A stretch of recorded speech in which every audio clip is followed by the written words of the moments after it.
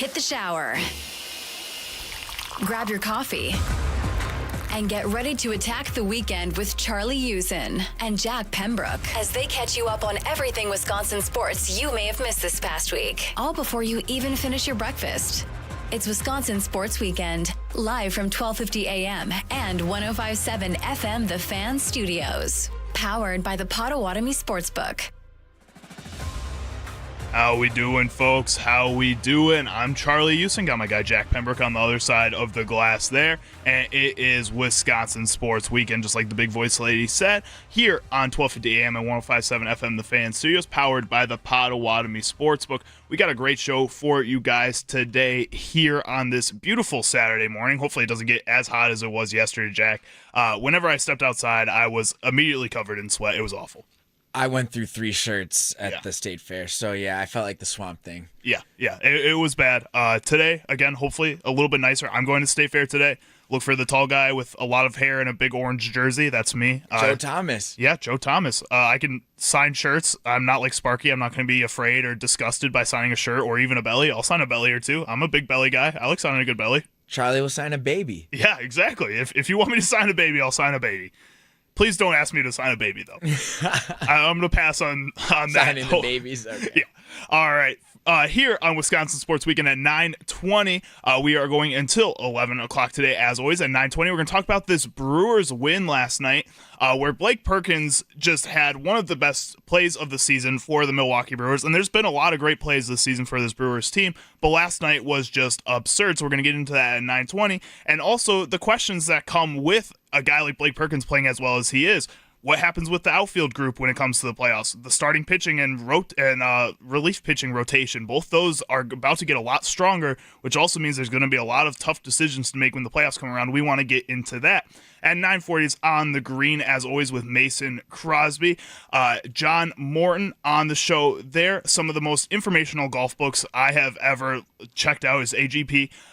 It's fantastic. He is great interview. Mason and Tommy just had so much fun with this guy on the green. One of my favorite on the green segments, so stay tuned for that at 9:40. At 10 o'clock, we're going to get into this Tom Brady statue that was just built, and maybe one of the biggest statues I've ever seen anybody build for any player. We want to talk about which Wisconsin sports legend will get stadium recognition next, so that the statue, maybe their number gets retired, they go into the Team Hall of Fame, some kind of experience gets built for them. We want to talk about that. At 10:20, we got Mount Pixmore, where me and Jack go through our picks. We did awful last week. Abysmal. I thought we'd do a little bit better. I was very confident in this one. You know, Greg Monroe's my guy. He did not help me out this week. We'll get into that at 10:20. And at 10:40, we got, as always, the WSW Pub Crawl. To start off the show, first I want to head back to the first segment where we wanted to talk about Packers versus Jets tonight, the first preseason game of the season for this Green Bay Packers team. Matt LaFleur has come out and said that we're going to see all 4 quarterbacks. We're going to see the starters play at some point in this game. Jack, how excited do you get for the beginning of the NFL season, especially for your Packers? I mean, I get excited. You get to see, have we made any improvements on the offense, on the defense? I think you're going to see, hopefully, some of our better starters healthy, like Jordan Love, no knee issues there. I'd like to see a good, quick drive where we at least get down and get some points. But you don't want them playing too long. No, you don't want them playing too long. And I think with the starters, at least too long in the entire preseason. My thing is if you're going to play them in 1 to 2 games, I think you do have to get them warmed up in those 1 to 2 games. I've been saying this all week. I know it's not the most popular opinion for other NFL fans that are watching this preseason, but I would prefer if in one of these first 2 games, or if the third game, this is the game you want to play your starters, which is what some teams do, the starters play a whole half. I want the starters to go out there and really truly get the experience and get kind of that vibe and momentum going through one of these preseason games with a team that is not one that you've been practicing against for the past 2 months. So you don't want them just going out for 1 or 2 series? I don't. I know these are NFL players. I know we know what we have out of most of them, especially in the starting group.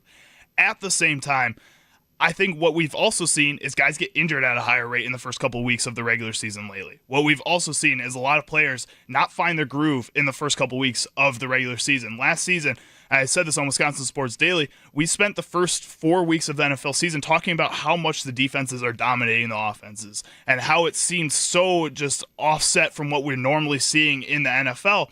And I think a lot of that had to do with a lot of guys just not getting that momentum going early enough. And then when we got to about week 5 or week 6, you started seeing a lot more offensive explosions. You started seeing teams figure out what defenses were doing a little bit easier. They got to that point. It would be a lot easier to get to that point if you were playing your players earlier in the preseason and for more time.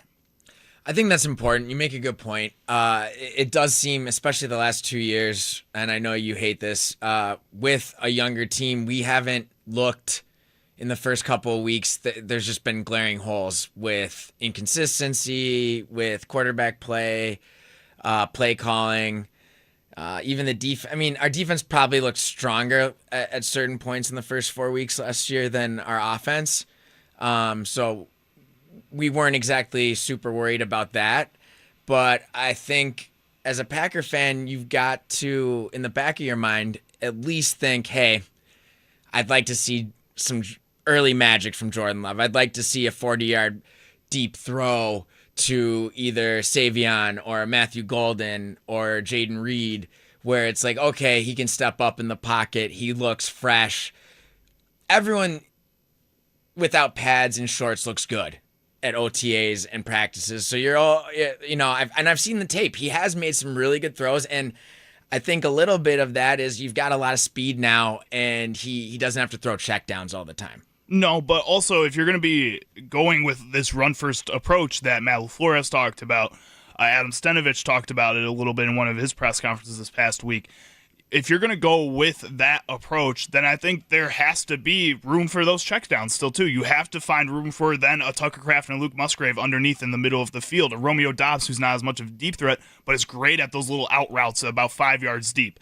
That's what you also have to pay attention to as well. So, yes, you have all this speed, but again, you can't keep changing your philosophy on offense. And I think this Packers team, over the course of the past 2 seasons that we've seen Jordan Love start, is they've changed their philosophy quite a bit, at least 3 different times, in my opinion. No, you're You've right. seen the offense change the way that they want to go about a game. The first half of the season last year, I think we did see Jordan Love get a lot more aggressive, and I think that was also to the detriment of his production and how he's grown as a player. And then in the second half of the season, you saw the Packers kind of take what they learned from playing with Malik Willis for a couple of games and use that with Jordan Love, where he was still able to let the ball rip sometimes, more so than a Malik Willis was able to let the ball rip. But also they were still focused on having Josh Jacobs, one of the best running backs in the NFL, getting those carries, using their offensive line, who was so consistent last year. They only had one game where they didn't have the same 5 guys starting in that game. And in that one game was the one time that the offensive line didn't look that fantastic. That's when Elgton Jenkins moved over to center, which he's playing center this year, which I'm not really worried about this year. But he moved over to center in that one game last year, and it was kind of bad. He was not good at center in that game. So if we can continue to grow with the consistency that they've had over the course of last season, then I'm hoping that once we see Jordan Love get a little bit more comfortable, get a little bit more familiar with that system, that then we can start seeing the deep throws happening more often. We can see the Matthew Goldens and these different play-action plays get a little bit more creative. But I need the offense to look comfortable first. And if they're going to look comfortable, then they have to play in the preseason. That's a perfect point. They did not look very comfortable at times when we needed to get 3rd and 6, 3rd and 4, 3rd and 3.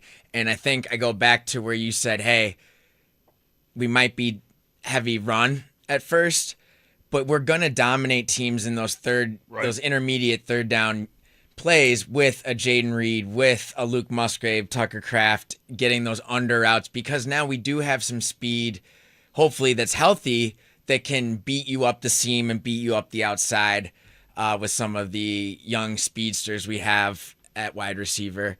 I think something I wanted to point out that you said, I want to see how our offensive line looks. Because at times we were inconsistent there too. And I think that from a casual fan, they don't always think that. They go, okay, Jordan Love's hurt. That's his fault, or he's forcing it too much. And he did at times force plays last year to, I think, whether out of frustration or just trying to make stuff happen. But I'd like to see a Jordan Morgan, who we took a 1st-round draft pick on, play up to his potential. I'd like to see, like you said, the center position, that's kind of a big deal right now. So I'm concerned. I'm not concerned, but I I want to have no concerns and look at a fresh offensive line. And I want to see kind of what you were saying. I want to see a fluid system where they look like, okay, he's starting to unlock. It's not basic vanilla offense. He's starting to unlock his own DNA within this offense and within a Matt LaFleur offense that is predicated first on the run and then to open up the pass. Definitely. It is Wisconsin Sports Weekend live from the 1250 AM and 105.7 FM The Fan Studios, powered by the Potawatomi Sportsbook. I'm Charlie Uczen. That is the Wisconsin Warlock, Mr. Peacock, Jack Pembroke over there. We are asking you, what do you think is going to be the story of the Packers-Jets game tonight for this Green Bay Packers team? You can hit us up on the Nicolay Law Fan Talk text line, 414-677-1250. Again, that's 414-677-1250-1250. You can also hit us up at The Fan Milwaukee on Facebook, Twitter, Instagram, TikTok. We have one video up there because I couldn't figure out how to get more videos up there because they wouldn't let me post more videos on the TikTok. So eventually we'll get more videos on the TikTok, but go check us out on TikTok. Maybe if you follow us, we'll get more permissions. Charlie's dance moves on TikTok. Exactly. I think I can probably bust it down a little bit. Yeah. I think you're a lineman that has some quick feet. But we are also on YouTube, The Fan Milwaukee. You can search us up on there. It used to just come up with a bunch of fans, but now it's us. We are The Fan Milwaukee. You can also at The Fan Milwaukee on YouTube as well. Comment on there. Let us know what you think is going to be the story of the game tonight for this Green Bay Packers team. I like what you're saying about Jordan Morgan. I think Jordan Morgan is a guy that so far throughout the preseason has been given opportunities, but at the same time hasn't really been able to work with his opportunities. He's gone up against a guy like Lucas Van Ness a lot, and I think Jordan Morgan and Lucas Van Ness are in the same boat, where they both have a lot to prove this season in order to truly get an opportunity with this team. And Jordan Morgan right now is being given those left tackle opportunities.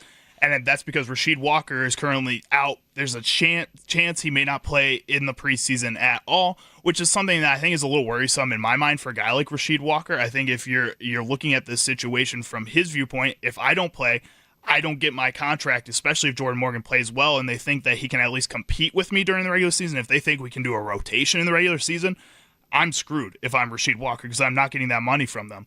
I don't know if I really want to, I guess, harp on Jordan Morgan as much as a guy like Lucas Van Ness in my mind. I know, again, they're in that same kind of boat, but Lucas Van Ness has been in the league a little bit longer. He's been on the field, and we've seen that he just hasn't really been able to take that next step on the field. Jordan Morgan hasn't been on the field really yet. He's gotten those moments last season where he was coming in as like a rotational guy, but he never really truly got those starting opportunities. I want to see what he can do when he gets those starting opportunities. I want to see what this offensive line can look like you're saying, in the preseason before he gets to the regular season. Again, last year, I was pretty impressed with the steps that they took, the strides that they took with this team. At the same time, it's a different offensive line this year. Zach Tom is still going to be at right tackle. You're still going to have Sean Ryan at right guard, but now you got Elton Jenkins. Now you got Jordan Morgan to rotate in there. Rasheed Walker may not be rotating in and out of there if he's injured or something. You got a Jacob Monk that needs to get into that rotation. There's a lot of players that are fighting for two spots over there. I think that's something we need to watch in this preseason. Our guy Q hits us up on YouTube. Again, you can hit us up on YouTube in the comment section. We can read them all right here. He says, "Morning, dudes, from an airport in New York. Having fun in New York.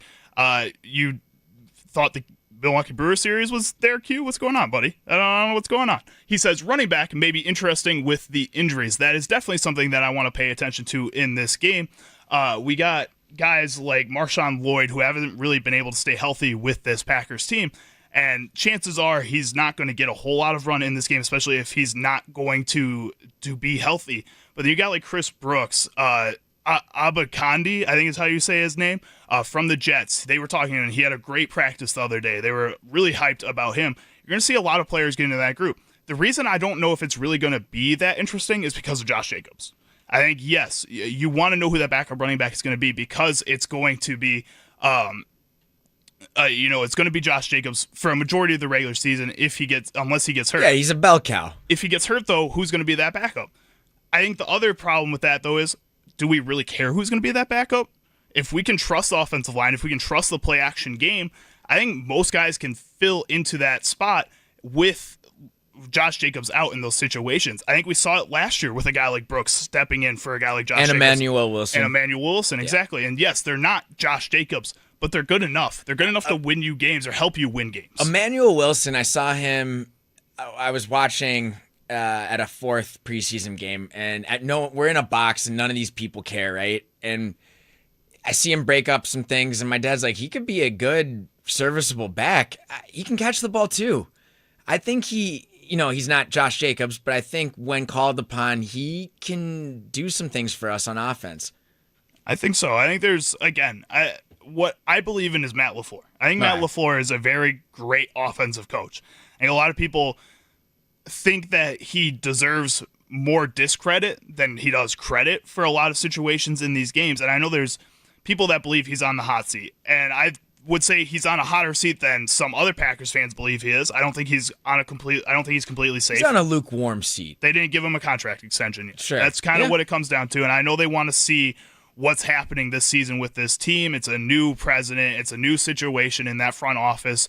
They have to kind of reevaluate things. At the same time, Matt LaFleur has shown time and time again that no matter who's on his offense in this rotating revolving door of wide receivers, this is another quarterback. It's his quarterback this time. It's not Aaron Rodgers where he's running the team. It's his quarterback, and it's worked.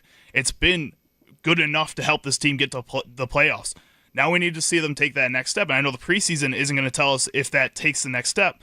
But I think if we go into this game tonight and they are running some of these creative looks that we've been seeing in practices, which I don't expect 100%, but I expect to see some of these heavy set offensive line formations that they've been running. I expect to see some 2 tight end sets. I expect to see some different running back formations, having 2 backs in the backfield, which is something that not a lot of teams utilize as often anymore. But the Packers were doing it last year when they would put Jaden Reed in the backfield or have those 2 back sets. It's really important that Matt LaFleur helps these running backs reach their potential. I don't know if it's really about the running backs. I'd like to see, like we've seen in some of the practices, some little speed options, some maybe bootlegs with Jordan Love. Now that he's a little bit, I don't want him to be always a mobile quarterback, but I'd like to see some play action and maybe some dump downs to some of these running backs. I'd like to see what we have in the intermediate game. Definitely. And I think what you're saying about Jordan Love being more mobile, that was something that people were harping on last season a lot with him. I think last season he was also injured a lot of the year and just didn't really have that mobility. But also at the same time, I just don't know if that's who Jordan Love is. That's not really his game. Point. Yes, he can run. He is an athlete. I mean, he's an NFL quarterback. Most of these guys are athletes that are in the NFL. I would hope that most of them are athletes. He can move. That doesn't mean he always wants to. And if he doesn't want to, if that's not going to be something that's a part of his game, then again, that goes back to Matt LaFleur finding different ways to then utilize his abilities and his talents in the way that makes him the most comfortable. And like you're saying, I think that involves a lot of intermediate games with the Romeo Doubs out routes. It involves a lot of these different running back hook and curls on the outsides, outside the numbers, outside the hashes. It involves the Luke Musgraves and Tucker Krafts in the middle of the field, a place in the field that Jordan Love hasn't really been keen to throw to in the past. He's thrown picks. When I think back to, other than the Dallas Cowboys playoff game where he was immaculate, a lot of issues throwing back across his body, across the middle to what looks like an open tight end, and he's throwing into a zone. Happened against the Niners when we played them in California. I think kind of what you're saying when you're getting back to twin tight end sets, we're going to see Tucker Kraft be a really important wide receiver or a Luke Musgrave this year for Jordan Love, especially in the red zone. Definitely. I think let's go back to YouTube. Q on here again, just going with us. Again, our third co-host basically at this point, our guy Q. He says, compare a press conference from first-year Jets head coach Aaron Glenn versus LaFleur, and ask someone who doesn't know which one is a head coach. I understand, Q, and Q is one of the guys that does not like Matt LaFleur, thinks Matt LaFleur should be on a hot seat.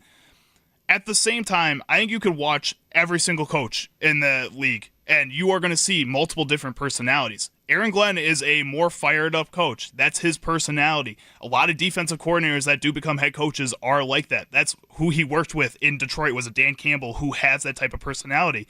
There are also guys that are like Matt LaFleur that are going to go out there and be a little bit more short with their answers in a press conference. Maybe not be as friendly to the media. Maybe be a little bit more shy. But you know what? I watch football on Sundays, and I know damn well that guy knows how to coach. He's more rah-rah behind the doors. He's not – he's a lot of these coaches nowadays just try and get clips, and it's like, oh, well, and especially a coach in the New York market, you have to be a little bit more media savvy. and be in front of it all the time. Where in Green Bay and Wisconsin, you can get away with one-word answers. Definitely. And I think the other thing is, I think Packers fans sometimes get a little bit spoiled. I'm a Bears fan looking at this situation. I'm wearing a Cleveland Browns jersey right now, man. Those are two of the worst coached franchises of the past 20 years, it feels like. I know what bad coaching looks like. I know when a guy has given up on his team. I know when a guy doesn't really understand what he's doing, or he's going to be stubborn or going to be kind of rude to the media members. Those coaches didn't go and have drinks with the same media members the night afterwards, like we saw on Twitter with Matt LaFleur hanging out with the beat reporters. This guy is for the Packers. He is doing a good job. His offenses are good. He does build this culture within Green Bay. I think those are all parts of a head coach that stand out from just being a rah-rah guy. And I know being a rah-rah guy is sometimes important, but at the same time, there's so many other factors that we are not seeing with our eyes that are helping this organization, again, keep that culture that they've always had. He wouldn't have been graded as high as he was in the Players Tribune for coaching by Packers if there were issues in the locker room, or if there's issues with how he went about getting guys ready for games. I think we've just been so close. And like you said, Packer fans are, over the years, I mean, this is the third decent quarterback we've had after two Hall of Fame quarterbacks. I think we're used to either greatness or at least deep playoff runs. So people are starved for a Super Bowl run. And I think that tends to always, the fans put a little bit more pressure on the coach then. And I get it, but also you and 31 other NFL fan bases are starved for a Super Bowl, man. Like, that's what it comes down to. You and, I guess, 25 other NFL franchises have been starving for a Super Bowl championship the for Lions, the past the Browns, 15 years. Yeah. Like, come on. Like, I understand that you want him to be better, and you want this team to be better because the past has shown they can be better.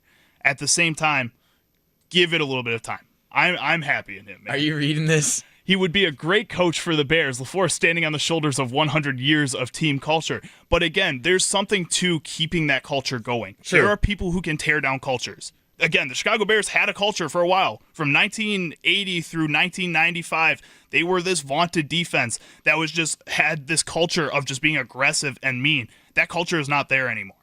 You can tear something down as quickly as you can build it. So I'm confident in Matt LaFleur. I understand people aren't as confident in Matt LaFleur. But again, Super Bowls don't always mean everything. It's important to go and win a Super Bowl, definitely, in your career. But there's a lot of other things that Matt LaFleur has done great that we need to give him credit for with this team.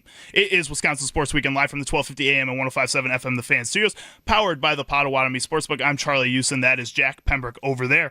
When we come back, the Milwaukee Brewers just keep on killing. And last night, we may have seen one of the plays of the year from this team. Like I said, it is Wisconsin Sports Weekend, live from 1250 AM and 105.7 FM The Fan Studios, powered by the Potawatomi Sportsbook. We'll be right back.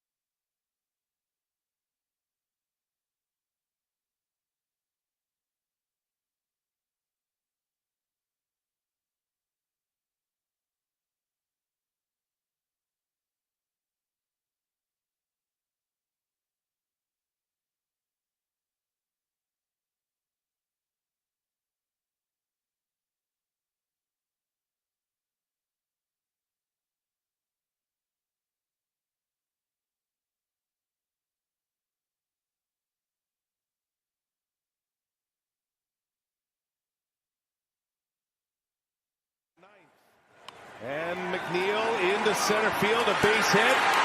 Perkins throw to the plate on a hop. Yeah. The tag! He is out! Ball game over! Blake Perkins loads up the rifle. Ninth. And there he is, Blake Perkins, like you heard there, loading up the rifle on FanDuel Sports Network to end the game last night against the New York Mets. Just what a toss by Blake Perkins. I was absolutely flabbergasted when I saw that. William Contreras just absolutely fired up after the play.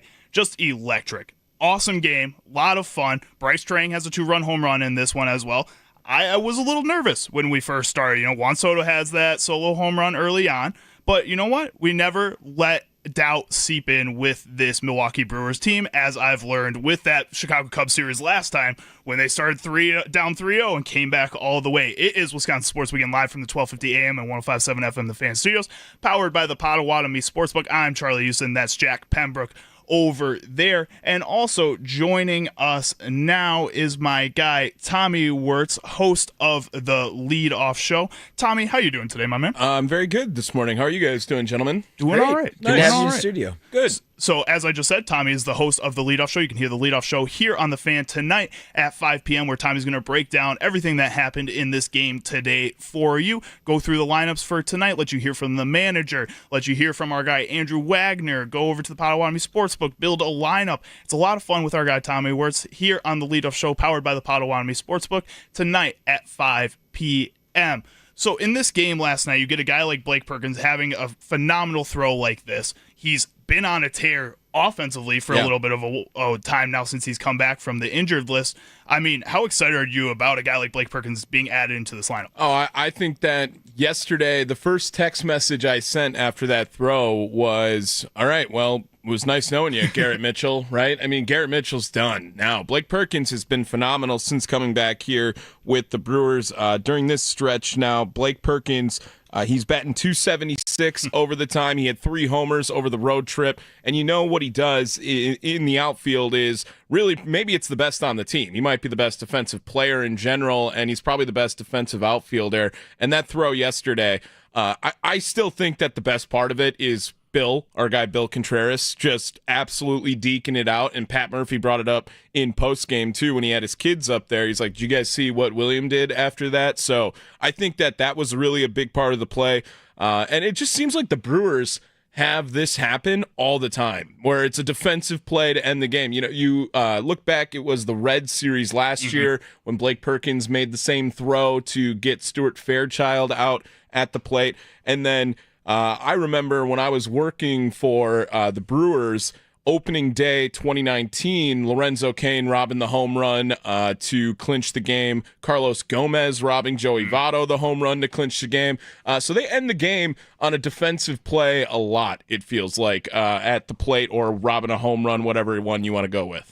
In the last 40 years, this is courtesy of Opta Stats. Only one MLB player has had a direct outfield assist, no relay, to cut down the potential tying run at the plate and end the game on 2 separate occasions. That one player is Brewers' Blake Perkins. June 16 last year versus the Reds, the one you were talking about before, and then last night versus the Mets. I mean, I think people forget that Blake Perkins was a Gold Glover last year just because he wasn't playing the first half of the season this year. And I know that it's hard to kind of push a player like that out a little bit when a guy like Isaac Collins is playing as well as he is, because Hal Frelick has kind of this breakout season for him this year. It's really easy to kind of move on from a guy like Blake Perkins until he gets added back into this lineup.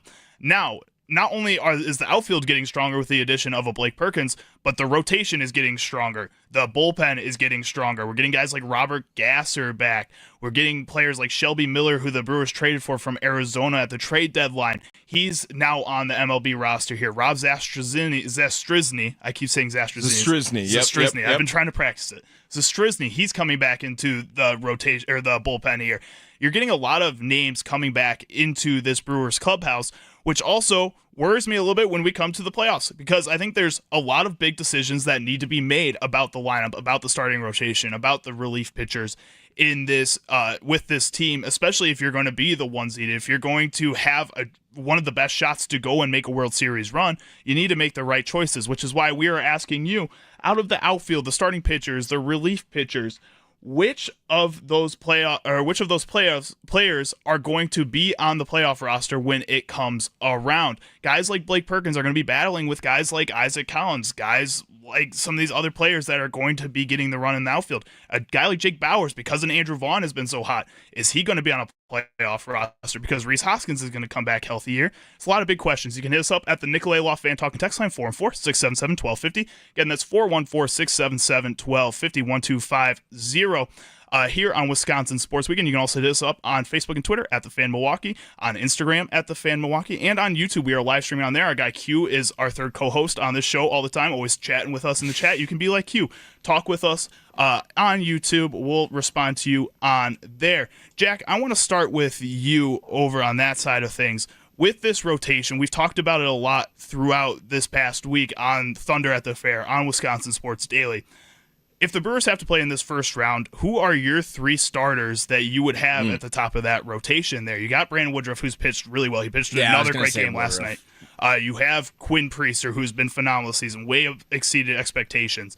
You've had the Jacob Mizorowski, who isn't pitching right now, but once it comes playoff time, once it comes that end of August, he could potentially be back in this rotation. Who are your top three guys? I feel like you just named them, but I do really like Quinn Priester just because of the storyline. I think it's perfect timing for there to be an injury for Miz. You get to rest him, and you get to bring the unicorn back for the playoff run. I think Woodruff is just dealing right now, and we just have so many horses in the barn. You really can't go wrong with any amalgamation of those three or other guys that you'd argue, maybe you don't have Miz on that list. I don't know. Who would you add to those three, Tommy? I think that right now, I tweeted it out yesterday, and I said, all hypothetical, of course, but Brandon Woodruff, I think, is starting game one at this rate because he goes 7 innings yesterday. Woodruff threw 2 more innings and 20 less pitches than Freddie Peralta in his last outing. Brandon Woodruff has 5 of his 6 starts being quality starts. The team's undefeated in all 6 of those games right now. It's hard to argue with what he does, and a lot of people pointing to Andrew Vaughn coming up on July 7th. Well, Woody pitched July 6th. It's literally the same exact time frame of when Brandon Woodruff comes back as well, to where this team has been on an absolute tear the last month, and when Andrew Vaughn came on to the team and was able to do that. I do think that I would say Quinn Priester is guaranteed to be in that 3-game rotation, but I don't know if I guarantee him to start game 2, but I like him to start more than Freddie to start a game, right? Yeah. I that's where it is right now. But I do think that some sort of probably Brandon Woodruff game 1, Freddie and Miz go game 2, Priester gets game 3. That's where my initial thought goes. Now, I think it probably benefits more to have that not be the rotation because Miz coming in after a guy like Woodruff, Woodruff throwing 93 and then Miz throwing 103, really I think could mess a lot of things up. But I just think that Freddie is the guy that, he's been phenomenal all season. He was an all-star for a reason. He was really the Brewers' only all-star until it came down to it. And I think that he's earned at least some sort of role in the postseason, and it's not going to be Jose Quintana, right? So that feels like that's a guy who's going to miss out on this playoff roster even just because of the situation the Brewers are going through. You bring up all these arms that are set to come back for Milwaukee. Shelby Miller is going to make this playoff roster. That seems like that's all apparent. Rob Zastryzny is a lefty, and the Brewers are in pretty big need for a lefty in that bullpen too. I think he's going to make this playoff roster. I think they're a little concerned about bringing Jose Quintana out of the bullpen, and I don't know where his role would fit. I do think, though, you could go to a 4-man rotation in the postseason, and as of right now, the Brewers aren't playing in a 3-game rotation. You know, they're playing in a best of 5. Is it best of 5 in NLDS too still, right? I believe so, yeah. So it's a 7-game series for NLCS. It's a 7-game series for the World Series. I think the NLDS is a best of 5 and the wild card's a best of 3, right? Yep.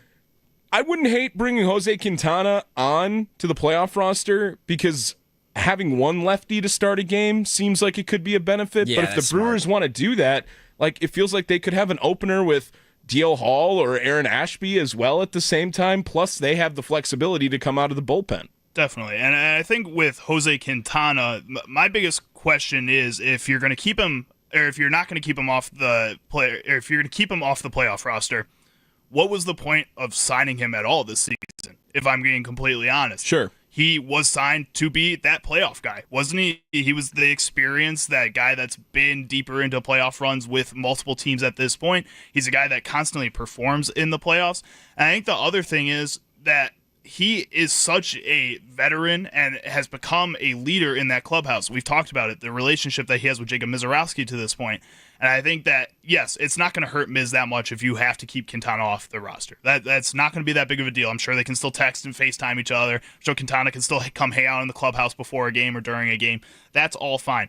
At the same time, though, this is a player that I think you add to your roster at the beginning of the season with hopes that he's helping you in the postseason. Yeah. And he's pitched good enough, actually beyond good enough this season, to the point where I think he's earned that right as well. I think that what Jose Quintana is proving is that he is very adaptable to his role, right? When he was brought on as a free agent, he was kind of the Brewers' high-profile free agent signing compared, it was him and Tyler Alexander. You guys take your pick on who mattered more at the end of the year now. But Jose Quintana actually is proving why Pat Murphy loves this guy on the team, is that not only is he a veteran, but he's just a veteran that can get you through seasons. He's a guy that's going to eat innings all season. The Brewers are very quick trigger on their bullpen. They like their bullpen. They have a lot of great arms coming out after starters. But Jose Quintana is a guy that, hey, he'll get you through 5 every time he goes out there. He gets you through 6, even in some rough outings too. Like, he is eating innings throughout a season, and that is the value he brings to this team. I do think there is a chance he can be on the playoff roster. I do, but we've also seen of any of the guys in the rotation for the Milwaukee Brewers, he is the guy that maybe is the least exciting. I don't even want to say he has the most blow-up potential, because I don't necessarily think that, but right now, the Brewers' 5-man rotation, if Jose Quintana is the number 5, it's the best rotation in baseball. I think that's just clear how it is. And if you don't want to do a 5-man rotation into the postseason, Jose Quintana seems to be the odd man out. So in the lineup, just quickly over here, on the offensive side of things, you're going to have players that may be a tough decision to make. A guy like Jake Bauers, who last season in the playoffs helped out this team a lot, but also hasn't really been a part of the roster for the past couple of months here. He's kind of been forced out of that because of the arrival of Andrew Vaughn. You're going to get a Rhys Hoskins back. You're going to get some of these other players, Churio coming back. So who are the odd man out in these types of situations as well? I think Anthony Siegler is the first name that comes to mind, right? I understand he does have a little third base flexibility, but I do think the Brewers would rather have Rhys Hoskins' bat as opposed to Anthony Siegler's bat down the stretch. And while I think Siegler might provide a little more value than Andrew Monasterio with a bat, Andrew Monasterio just seems like the most prototypical playoff pinch runner you have ever seen, right? He's Murphy's favorite. Yeah, he doesn't necessarily have like very plus speed by any means, but he's a guy that's going to come in when Andrew Vaughn or Rhys Hoskins get on base, right? And Jackson Churio is going to come back, and I think Brandon Lockridge is going to get sent down from that moment then too. So I don't think we're missing out too many other bats from there. Everyone else is on the roster, so I think it's Siegler and Lockridge who end up missing the cut when Churio and Hoskins come back. So, and then on the pitching side of things, I think Rob Z is really the only man that has to make the playoff roster that's not on the team right now currently. And I don't know if that means they want to swap him out with Koenig during that time or who else. Maybe Grant Anderson gets the heave from there. But, Grant Anderson, another guy who's just been lights out for the Brewers this year, who eats a lot of innings, lots of games too, doesn't have necessarily the flashiest stuff, but I think they would rather have Rob Z as opposed to Grant Anderson as well. Can't we just send down like Easton McGee again, man? I feel like he's been sent down 100 times. He got sent down again. We got Toby Myers up here. Tobias Myers is going to start tonight too. But I mean, just this Brewers team is incredible right now, and now they're. I told Andy Herman yesterday that I just want to see the Brewers get 3 runs at the beginning of the game, and they don't get to bat the rest of the game. And then let's just see if they win by the end of it. And yesterday, that's kind of what happened, too. They eventually fought back to get those 3 runs.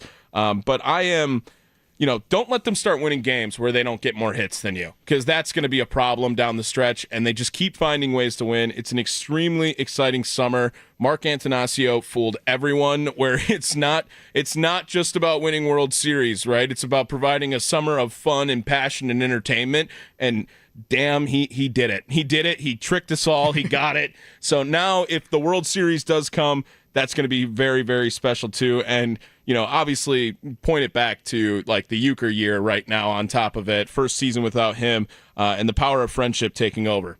You gotta love to see it. He is Tommy Wirtz. That's Jack Pembroke on the other side of the glass, and I am Charlie Uczen. This is Wisconsin Sports Weekend live from the 1250 AM and 105.7 FM The Fan Studios, powered by the Potawatomi Sportsbook. Tommy, thank you so much for stopping by here today. Thanks, boys. Thanks, course. Tommy. Of course. When we come back, we are going to head on the green with Mason Crosby and Tommy Wirtz with John Morton, founder of AGT Golf Books. A great interview that you will not want to miss. It is Wisconsin Sports Weekend live from the 1250 AM and 105.7 FM The Fan Studios, powered by the Potawatomi Sportsbook. We will be right back.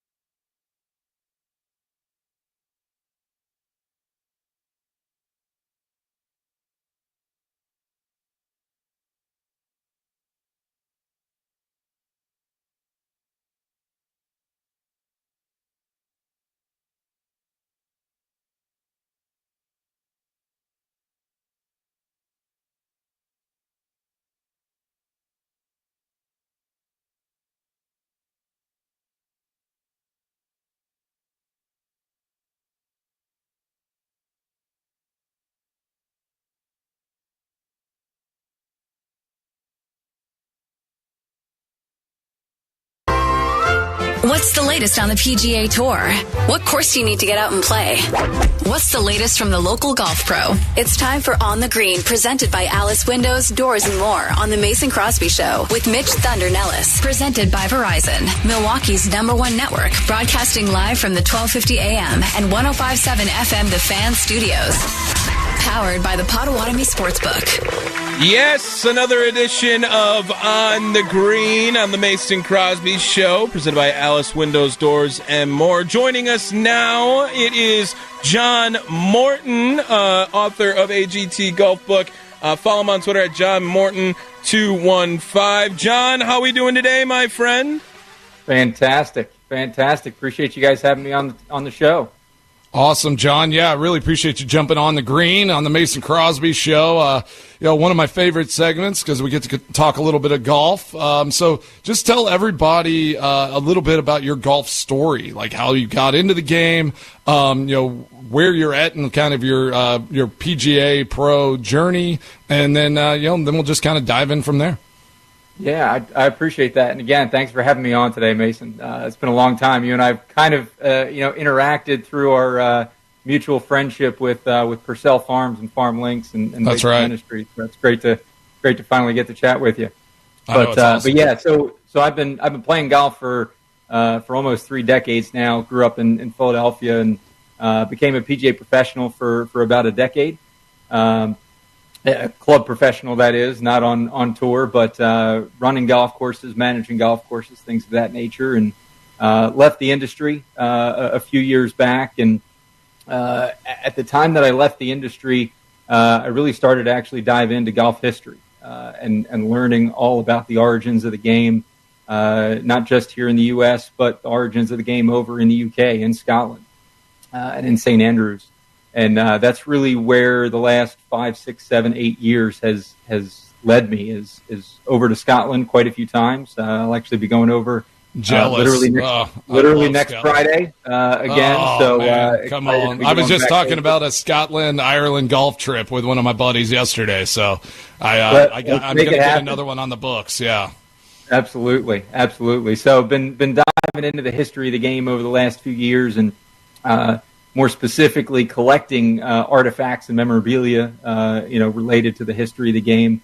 And earlier this year, you mentioned AGT, that stands for Old Grey Tune, which is kind of a nickname or a moniker for St. Andrews in Scotland.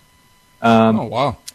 I founded a book publishing and distribution company here in the United States, specifically to help authors overseas get their books over here into the U.S. market. So I founded Old Grey Tune Golf Books and Collectibles to help bring the history of the game from overseas here to us in America. Well, I'm going to jump in here because now you brought it up. Like, what's the coolest piece of memorabilia you got from the history of golf now here, John? Because I don't know if we should have saved this for the end, but now I'm curious because I don't even know. Like, do you have one of Tiger's red polos? Like, what are artifacts? I think here? It's old school, and I think I saw one of your more recent ones. Is that golf ball? Is that your favorite right now?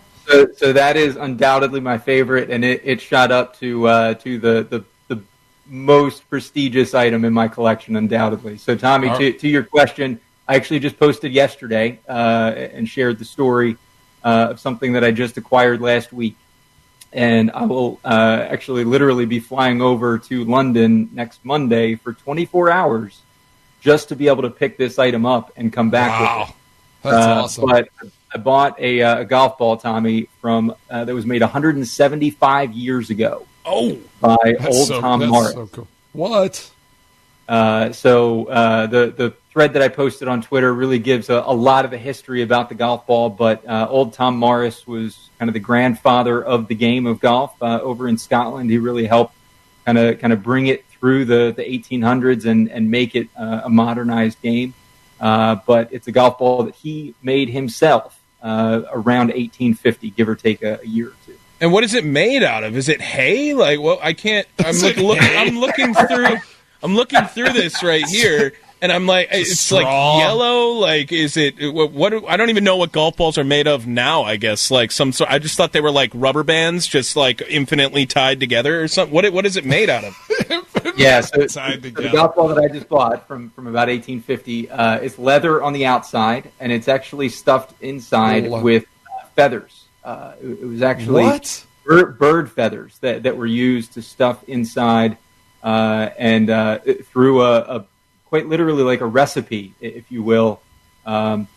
Very, very skilled artisans in the early and mid 1800s used a very detailed process to make golf balls with leather and bird feathers. Yeah, I mean, that's what this is made out of. If it's held up 175 years, right? I mean, it's got to be made out of something pretty. Yeah, it's incredible. You should go follow him on Twitter, John Morton 215. He's got a nice thread on it here. Doesn't tell me that it's not made out of hay, so I don't know why it would have been a dumb question. But just looking across it right here, Tommy's eyes are cool. big. I feel like Tommy's like really fascinated with this right now, which I am as well. I mean, that's crazy to think, and I can't imagine golf balls today. I don't know how long they last, but it's like to think that it's lasted that long and been passed around, and now you've located it and you're going to get this item. When are you doing that, next week?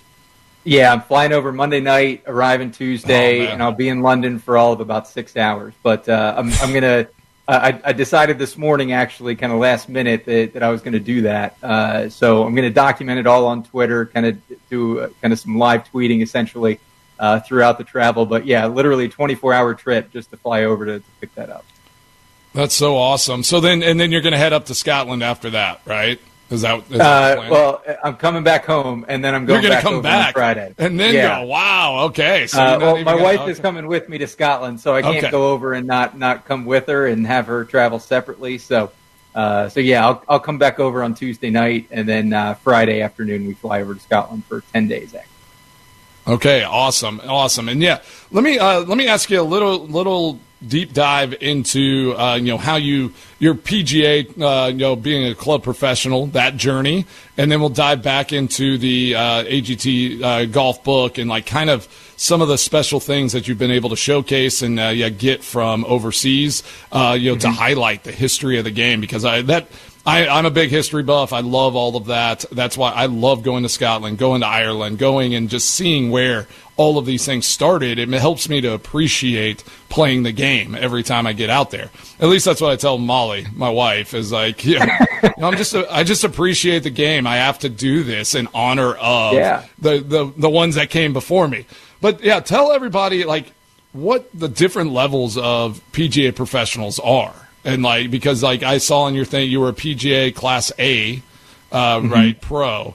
So just maybe just tell our listeners what that journey looks like and how you become a PGA professional at the club level. Yeah, that's a great question. And when it comes to the PGA, what we're really talking about for your listeners, just to clarify, it's the PGA of America. The PGA of America is different from the PGA Tour. So the PGA of America represents the 28 to 30 plus thousand club professionals that are running your golf courses on a daily basis locally. Wow. They literally run the golf shop. They manage the staff. They run tournaments. They fill the golf shop with all the merchandise that's in there. They teach lessons. That encompasses a PGA professional wears a lot of hats at a golf course. As you guys know, with your various club pros that you've had in your past on the green sessions or interviews. So when it comes to a PGA professional, though, you've got Class A and Class B. Class B is basically a PGA professional in training. That's somebody that's going through the ropes. They're in the early years of their career, and they're going through some kind of formalized education, essentially, on-the-job training as well, to kind of hone their skills and learn the ways of a PGA professional.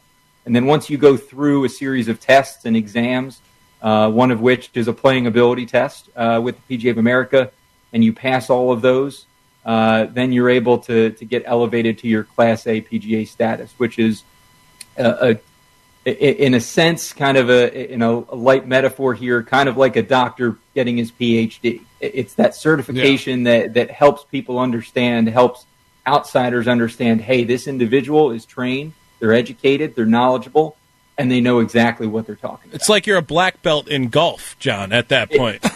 In a lot of ways, yeah. Right? In a lot of ways. How long does that process usually take?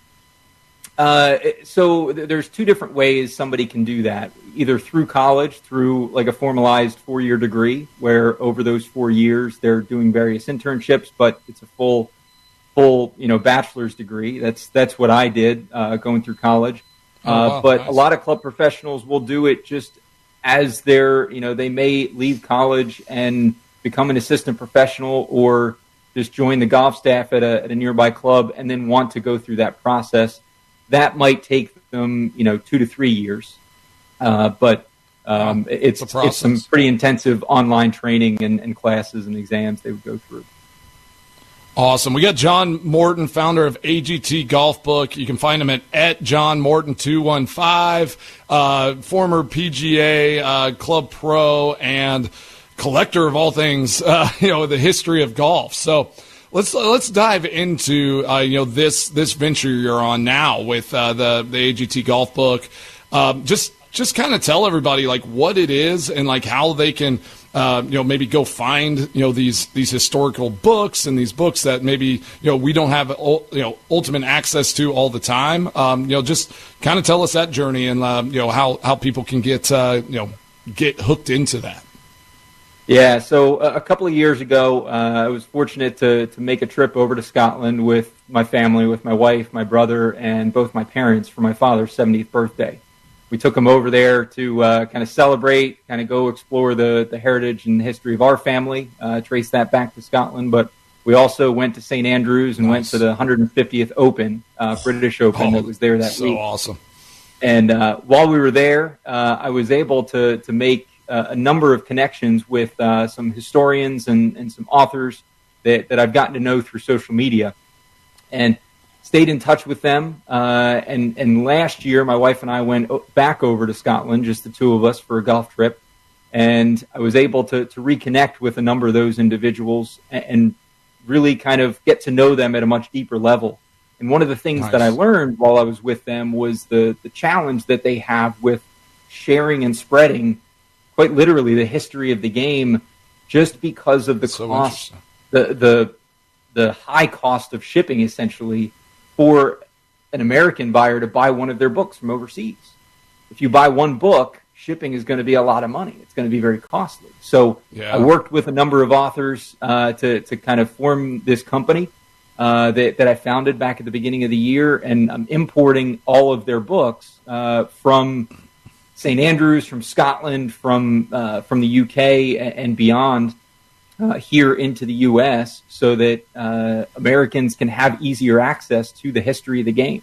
Because that's really what I enjoy and appreciate most, is being able to share the history of the game, being able to not just collect these artifacts and memorabilia, but being able to share the stories of them. Because, Mason, to your point, what really kind of strikes a chord with a lot of people is when you can make a connection with an individual that lived 150, 175, 200 years ago. And being able to bring that history here is something that I'm really proud of. John Morton joining us here on the Mason Crosby Show. And just honestly, like, no shade at any of our previous guests. This one's like easily the most engaged I've been right now on this. I'm all in on it. Tommy is locked in. But I have a question now here, like getting back into the game today, right? And how you are now. Like, when you're first of all, I guess, like, what's your handicap here? Because Mason likes to brag about his handicap all the time. I was going to ask that. I'm like, what's your handicap index? If you're collecting I don't brag about it. Relax. I mean, the number keeps changing every time you do, too. So, what's your handicap, John? I'm about a 3 handicap. Ooh, okay. Sounds like it'd be a good match between you and Mason any given week, whenever he decides that's 3. Where I'm at right now, yeah. When I decide I'm 3. So, like, looking at the game today, like, what similarities do you see now from the history of the game, and then now how has it evolved into what it has been? And, looking at it, like, golf, the popularity of golf over the last 5 years seems like it's exponentially grown, right? During the pandemic, like, that was one of the better things for golf, because it was one of the still things going on. You could go outside. People could still go do that activity.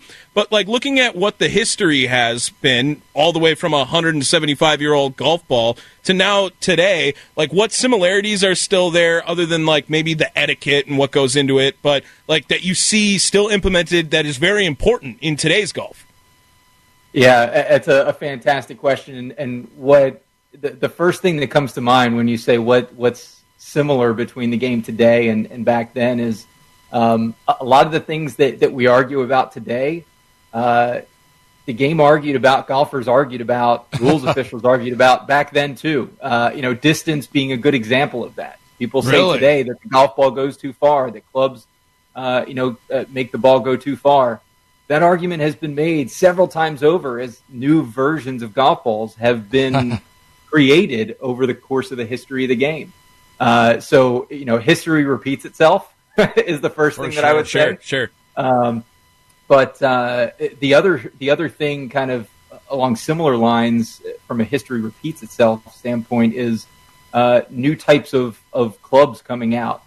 People talk about. I shared a thread a couple of weeks ago about a variety of different, unique, one-off prototype clubs that were created about 1900, so 125 years ago.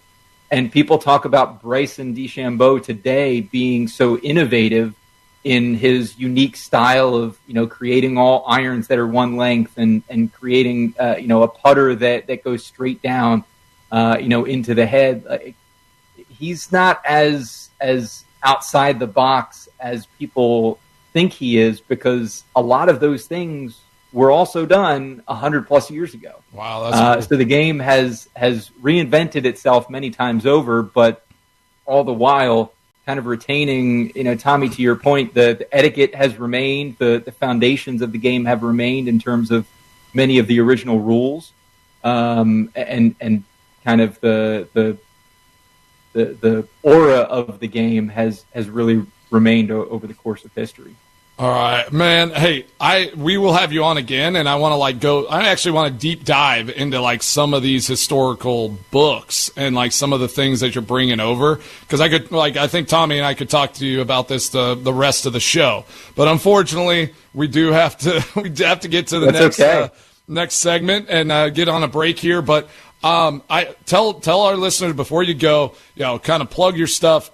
I want to know what courses you're playing over in Scotland, so just let me know where you're playing and what you expect to shoot, on all these historic courses. So finish with that. Tell us where we can find all your stuff and all the courses you're going to hit whenever you go to Scotland next week.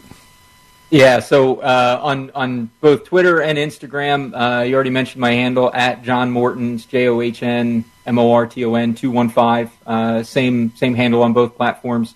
And then Old Gray Tune Golf Books, my company, is if you find me on there, you can find the link to the website. But the website is oldgreytunegolf.com, and that's spelled AULDGREYTOUN. So it's a little bit of a unique spelling, but that goes back to the Scottish origins of the game, and kind of that Scottish version of the spelling. So, oldgreytunegolf.com is where you can find a lot of those books and be able to dive into the history of the game. And then to your other question, Mason, real quick, the courses I'm playing over there, we're going to put in for the ballot for the old course at St. Andrews, but we are lined up to play the new course as well as Jubilee right there in town. Oh, I played Jubilee. That's a tough one. Honestly, I think it's the toughest course there in St. Andrews. I'm excited about Jubilee. Yeah. I'm excited about that. We didn't play that last year when we went, but that's going to be fun. We're also playing Crail nearby.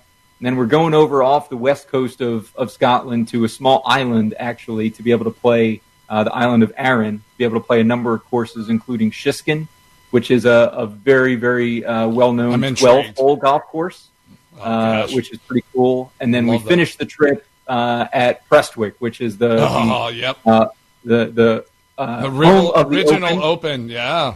Exactly. We're playing 36 holes at Prestwick on our final day, so it's going to be a fun trip. All right. Well, I'll see you in Scotland next week. So, hey, just join me. Would love it. Are you going to beat your wife? That's my next question. No. Well, I may be a stick, 3 handicap. I may be a 3 handicap, but she's a +1. Whoa! She plays professionally, so she. All right. Golf is a humbling game for me. It's a humbling well, that'll game. be fun. Well, John, hey, really appreciate you joining on the Green segment presented by Windows Alice Windows, Doors, and More. yeah, just really appreciate you jumping on. We'll have you again on another time to talk about all the history of golf. That was excellent. Really appreciate it, John. My pleasure. Thanks so much, guys, for having me. Have a great day. There you have it. There's John Morin of AGT Golf Books, founder of those. Go check him out. Fantastic knowledge if you wanted to learn the history of the sport. He's the guy to go to, guy to follow on Twitter. Fantastic interview there by Mason Crosby and Tommy Wirtz. You can follow John on Twitter at JohnMorin215. You can follow us on Twitter at The Fan Milwaukee, on Facebook at The Fan Milwaukee. On YouTube, we are live streaming currently on there, and we're going to get into the second hour of Wisconsin Sports Weekend right after this next break. It is Wisconsin Sports Weekend, live from the 1250 AM and 105.7 FM The Fan Studios, powered by the Potawatomi Sportsbook.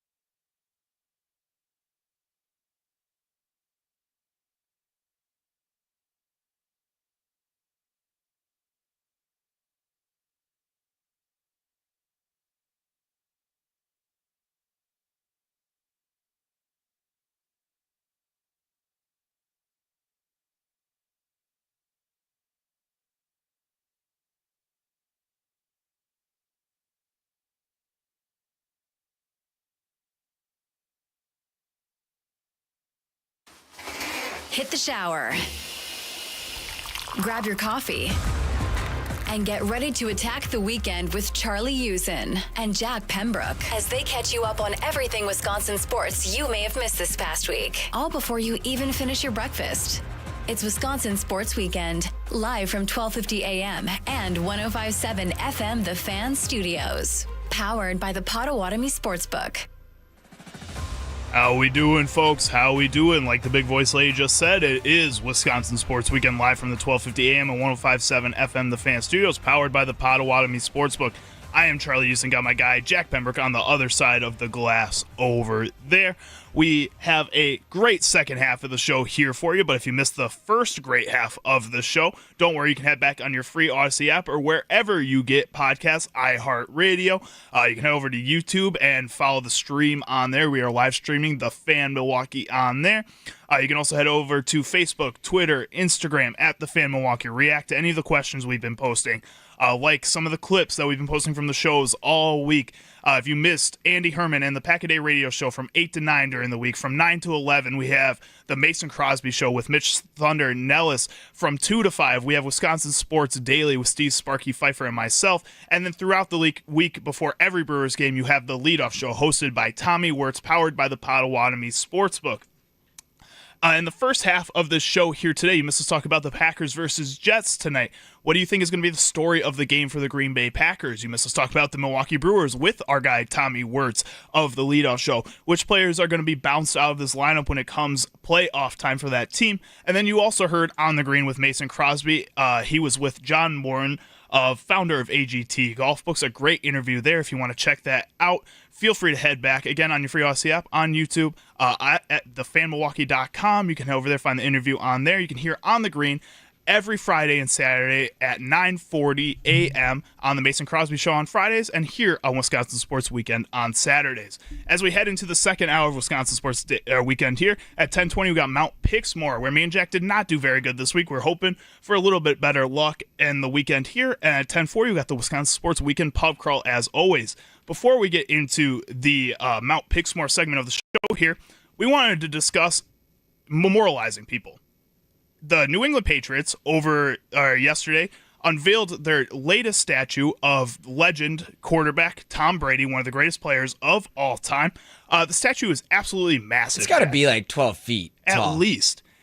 I think it might on be the even low taller end. than that. It might be like 15. If you guys haven't seen the statue, go ahead, look it up on Twitter, Facebook. It's everywhere right now. People have been posting it all over the place. It's a really well-done statue compared to some of the other ones that I've seen in the past. It looks like Tom Brady, yeah. But it is massive, like we've been saying. So that leads us to our question.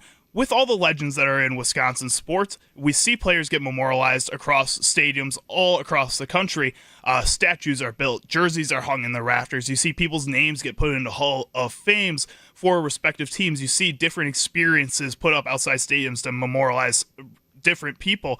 That brings me to my question. Which Wisconsin sports legend will get stadium recognition, a statue, a number retired, team Hall of Fame, anything else next? So if we're looking at like the Milwaukee Bucks, we're seeing guys like Giannis, legends of the game that are for sure going to get a statue at some point.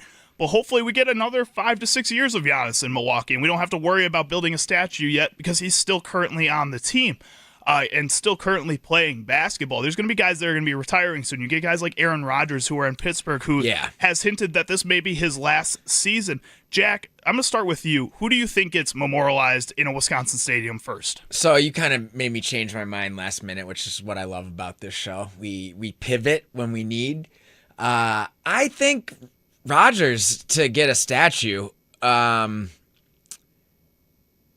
If Giannis plays, hopefully another 6-7 years, it's going to be too long to wait for him to get a statue. But I think you'll definitely see Rodgers get put up in the Ring of Honor for the Packers, I think, quicker than anyone else for the football team. Now, I think you make an argument, like we were talking off show, with Brooke Lopez getting a jersey maybe retired or getting put into the Bucks Ring of Honor. I don't know. Who would you think could be faster than those two guys? So Aaron Rodgers is the name that comes to my mind first. He's a multiple-time MVP with the Green Bay Packers, has won a Super Bowl, is one of the greatest quarterbacks of all time. I would argue he's a top 15, maybe even a top 10 quarterback of all time. I know a lot of people the past couple of years have changed their minds about that, but again, the talent that he played with in Green Bay top 10. I think excels you can everything we've seen afterwards. Yeah. Exactly. He's been phenomenal. He's going to get memorialized by the Green Bay Packers. I think that with the Packers and with building statues and retiring jerseys, they seem to take a little bit longer than some of these other teams. I think with a team like the Milwaukee Bucks, the guy that I think about, and it's if he retires before Giannis, which I think he will, especially if his career keeps going in the trajectory that's going. A guy like Chris Middleton, I think, deserves at least a jersey retirement with the Milwaukee Bucks the moment he retires. And in the NBA, they do it like almost instantly. The year after you retire, you get your jersey retired by a team if you deserve it. That's a good one. I did not think I'd hear Chris Middleton's name. I think he could definitely get a jersey retired. Do you think at any point who else from the Bucks team would be eligible? Brook Lopez, like you said, I think has a pretty good shot. The only problem with him is that he split the top two parts of his career pretty evenly between the Nets and between the Bucks. Yeah. And I know that he was pivotal with the Bucks. He was one of the most important players of that championship team. He's been extremely important since then, up until this year where he's no longer with the Milwaukee Bucks. I think what he's done for this team maybe doesn't deserve a jersey retirement, only because he was the fourth option on that championship team. Sure. I think because you have a Chris Middleton, because you have a Drew Holiday who was such an integral part of that group, and I don't think Drew Holiday really deserves his jersey to be retired with the Bucks. I don't think he definitely doesn't deserve a statue. He's a fan favorite, but exactly. Yeah. And if he doesn't deserve that, I don't really know if Brook Lopez 100% deserves it in my mind. I know Brook Lopez is with the team a little bit longer than Drew Holiday was. I think that's the benefit that you give him. And when he was with the Bucks, he's a runner-up for Defensive Player of the Year. He's one of the better defensive players in the league during his entire time with that Milwaukee Bucks team. At the same time, again, I can't fathom enough people being behind a guy like Brook Lopez getting his jersey retired or getting some kind of recognition like that, besides maybe a picture or some kind of recognition within an experience like we were talking about for the championship team. That also brings me the next person that I think is pretty easy that is going to get memorialized is somebody that already has a few memorials within AmFam Field. It's Bob Uecker. I think he's going to get some kind of bigger statue, some kind of bigger experience that's meant to just show who Mr. Brewer was. Like Bob Uecker embodied everything that is the Milwaukee Brewers. And I talked about it during Wisconsin Sports Daily, is that this Brewers team this year feels like it also embodies a lot of those same values, and they feel like they have that same vibe as like a 1982 team. And Bob Uecker was a huge part of helping that 1982 team get the recognition that they deserved and promoting them. And it kind of feels like that again. And because of that, I feel like this team has to jump on something for a Bob Uecker, especially with the vibe that they have with this group. I think with the storyline of how the season started, people were down and out. Bob Uecker had just passed away. We were demolished by the Yankees and torpedo bats. So if we could have a Disney storyline, finish to the season, I won't say any specifics, but if we could do that with what's happened this year and the impact that Bob Uecker has had on not only the city, but this organization, I think that ties everything up perfectly in a bow. And you're right. I think other than Giannis or Rodgers getting some type of statue or big, laurels, I think that's actually the quickest one to get statue or Hall of Fame recognition, especially if the Brewers finish the season like we want them to. Definitely. If, real quick, we take a look at some of the young players on these teams, we're looking at guys that are currently going to, in the next 10 years at least, probably get that type of recognition. If you had to guess which young player on some of these teams, Jackson Chourio, Jesus Mate is going to come up, Luis Pena for the Milwaukee Brewers in their farm system right there. Go over to the Packers. Jordan Love is only in his third season as a starter. You just drafted Matthew Golden. Tucker Kraft looks like a lot of fun. If you can keep on this pace, he looks like he can be on that kind of recognition type of path.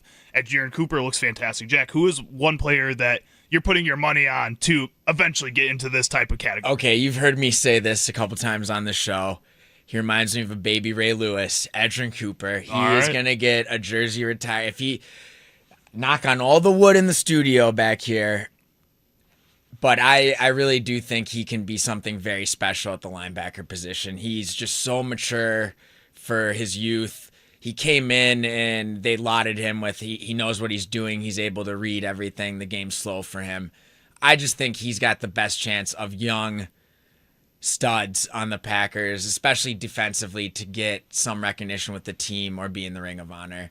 I think that my pick for this one really rests on the Brewers' chances of re-signing him eventually whenever his contract is up. But if they can and they can keep him around long term with this organization, Jacob Mizorowski is going to be the greatest pitcher in Brewers history. I think it was Fox that was putting out all MLB teams for each team, their all-time out teams for the Brewers, the Cubs, all of that. On the Brewers team, their starting pitcher that they had there was Ben Sheets. Okay. And Ben Sheets was pretty good when he was with the Brewers. He was awesome, but that's not a guy that you expect to be on an all-time roster for a team. If Jacob Mizorowski can stay on this pace, I think he can very easily become that all-time pitcher for the Brewers. And if he becomes the greatest pitcher of all time for the Brewers, again, if he stays on this pace, he doesn't get hurt, all these different little things that could bounce in that. And I think the biggest factor is if the Brewers actually give him a contract or not, which is unlikely with the way that the Brewers do business. So if he can stay with this team, I think he's very easily the young guy that I put my money on to get a statue next. I like that. It is Wisconsin Sports Weekend live from the 1250 AM and 105.7 FM The Fan Studios, powered by the Potawatomi Sportsbook. I'm Charlie Uczen. That's Jack Pembroke. We are asking you which Wisconsin sports legend will get stadium recognition, a statue, their number retired Team Hall of Fame induction next. It is Wisconsin Sports Weekend live from 1250 AM and 105.7 FM The Fan Studios, powered by the Potawatomi Sportsbook. Hit us up at The Fan Milwaukee on Facebook, Twitter, Instagram, YouTube, TikTok. We got one video up on the TikTok. Hopefully, again, working to get more. We're still working on that. That one's still a work in progress. YouTube took us a little while to get going here too. We're good on the YouTube now. We're gonna conquer TikTok next. Everywhere that you can find the Fan Milwaukee, we are there. All right, we will be right back.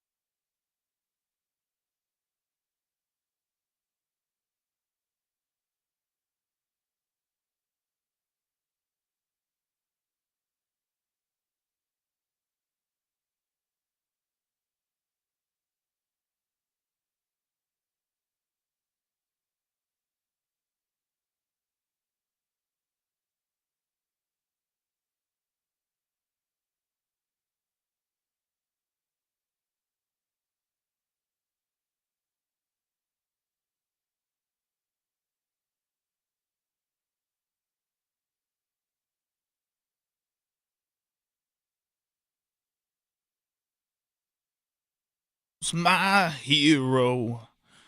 Jim as he goes. What an awesome song. That's the best one that's played today. It is Wisconsin Sports Weekend, live from the 1250 AM and 105.7 FM The Fan Studios, powered by the Potawatomi Sportsbook. I am Charlie Uczen, got my guy Jack Pembroke on the other side of the glass there. If you are just tuning in, you missed us talk about the Packers in the first segment of the show at 9 o'clock. You missed us talk about the Milwaukee Brewers at 9:20, which players are going to be on the roster, which players aren't going to be on the roster when the playoffs come around. At 9:40, we had On the Green with Mason Crosby, as we do every Saturday and Friday at 9:40. At 10 o'clock, we were discussing which Wisconsin sports legends deserve a statue next. If we head over to the Nicolay Law Fan Talk and Text line, 414-677-1250. Again, that's 414-677-1250, 1250 if you'd like to get in on the show. My guy Greg in Waukesha, you are now on Wisconsin Sports Weekend. Greg, who do you think gets a statue next in Wisconsin sports? I think it's Giannis from the Bucks. You know, despite the Bucks taking away pieces around him, I think Giannis, I mean, he's proven that he wants to stay in Milwaukee. He's played now for quite a few seasons here. He knows Milwaukee. He calls Milwaukee his home. And I think that Giannis is the next guy that deserves a statue. I think he needs to get more respect from the Bucks management.